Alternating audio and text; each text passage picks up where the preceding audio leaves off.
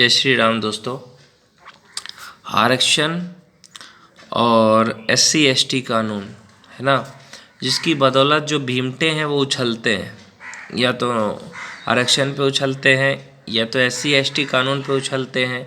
आप एक बात सोचो, अगर आपसे कहूँ कि अगर आरक्षण पे कोई इंजीनियर बनता है तो पुल गिरेगा ना, गिरेगा कि नहीं गिरेगा?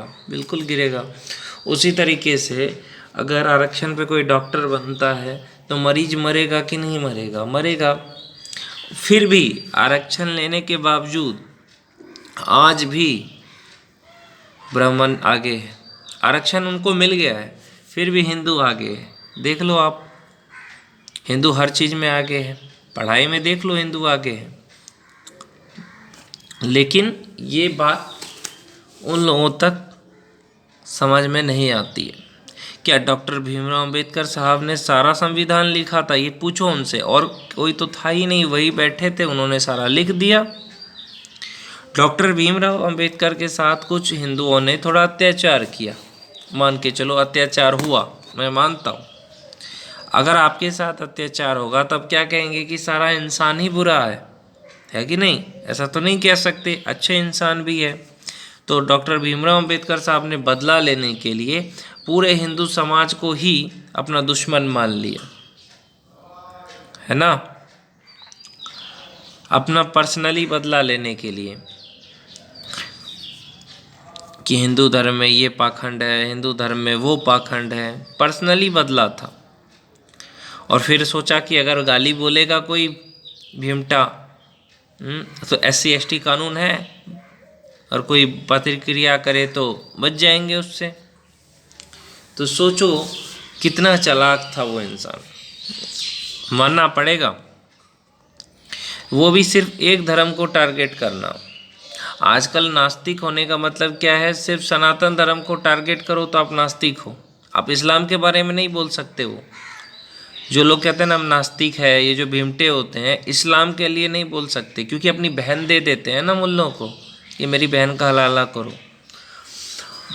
और ये पादरी के बारे में भी नहीं बोलेंगे, ना क्रिश्चियन के बारे में कुछ बोल सकते हैं, और ना ही ये मुसलमान के बारे में कुछ बोल सकते हैं। मोदी जी का विरोध और बीजेपी का विरोध की बात नहीं है। मोदी जी और बीजेपी का विरोध करते करते देवी देवताओं का विरोध करते हैं, प्रभु श्री राम का विरोध करते हैं, साथ ही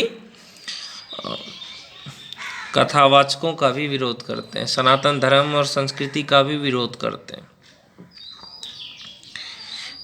और कहते हैं हमें पानी पीने नहीं दिया गया। इतना सारा समंदर है, 4 समंदर की कितना है दुनिया में, फिर भी पानी नहीं मिला। तालाब था, नदी था, पानी नहीं मिला।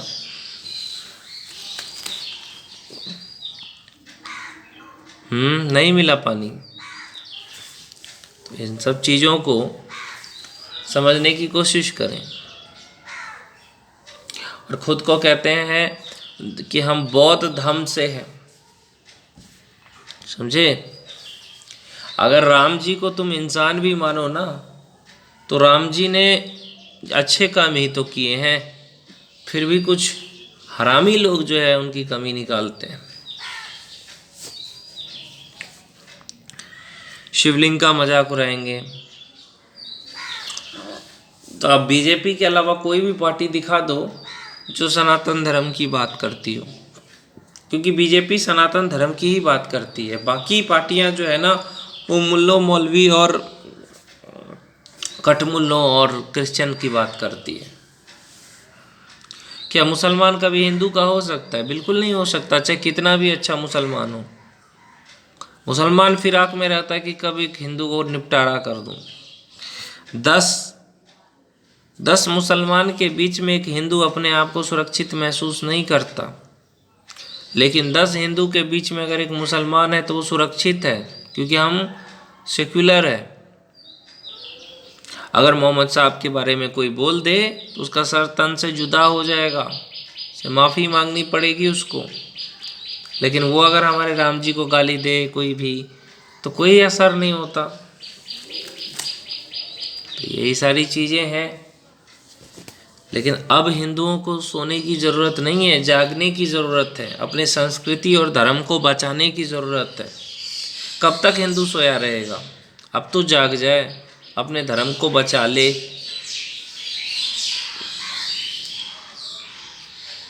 हिंदू एक हो जाए। और ये भीमटों की यही सच्चाई है कि देवी देवताओं को गाली देंगे, कथावाचकों को गाली देंगे, बस उसके अलावा इनका कोई काम नहीं है। बस साइंस का सहारा ले ले करके लोगों के आस्था पे चोट करेंगे सोशल मीडिया के माध्यम से, पर उन पे कोई एक्शन नहीं होगा। ऐसे लोगों का ना चैनल बंद होता है, ऐसे लोगों का ना ट्विटर का अकाउंट सस्पेंड होता है, ना ऐसे लोगों का इंस्टाग्राम बंद होता है, ना फेसबुक। क्यों? क्योंकि ये विदेशी कंपनी भी चाहती है कि ये लोग हमारे धर्म का बुराई करें, और यही चीज़ हम कर दें तो देश में बवाल हो जाए, केस फाइल हो जाए। हिंदू अपने ही देश में त्यौहार अच्छे से नहीं मना पा रहा है, इसलिए हिंदुओं को जागने की ज़रूरत है। जो कोई भी प्रभु श्री राम के बारे में कुछ बोले, सनातन धर्म के बारे में कुछ बोले, उसको वहीं पे लगा दो, भले जेल हो जाए चलेगा। क्योंकि अब जागो यार, एक हो जाओ सब। क्योंकि अब ऐसा काम नहीं चलेगा। किसी की मजाल है कि कोई जो है इस्लाम पे कुछ बोल दे, क्यों? मुसलमान पे कोई कुछ क्यों नहीं बोलता है? क्योंकि उनके अंदर एकता है। आप अगर मुसलमान के किसी के बारे में कुछ बोल दो, फिर देखो क्या होता है। 10 मुसलमान आ जाएगा आपके घर में और मारेगा आपको कि अरे तुमने हमारे नबी के बारे में कैसे बोल दिया। माफ़ी मंगवाएगा आपसे, जेल भेज देगा आपको। लेकिन सरतन से जुदा का नारा लगेगा ही। मैं आपको कहना चाहता हूँ, अगर ऐसा ही सनातन धर्म का कोई मजाक उड़ा रहा है तो सारे सनातनी अगर एक हो जाए, जो मजाक उड़ा रहा है तो उसकी खैर रहेगी। एक हो करके उसके घर चले जाए, बोले तुम मेरे धर्म के बारे में बोल क्यों रहा है। ऐसे यूट्यूबर, ऐसे जो लोग हैं उनको। तो हमारे धर्म में तो ये सब है नहीं, एकता नाम की तो कोई चीज़ है नहीं। आज कुछ हिंदू भी दोगले हैं, पहले भी थे। तो मैं कहता हूँ कि अब एक हो जाइए ताकि सनातन धर्म और संस्कृति की रक्षा हो सके।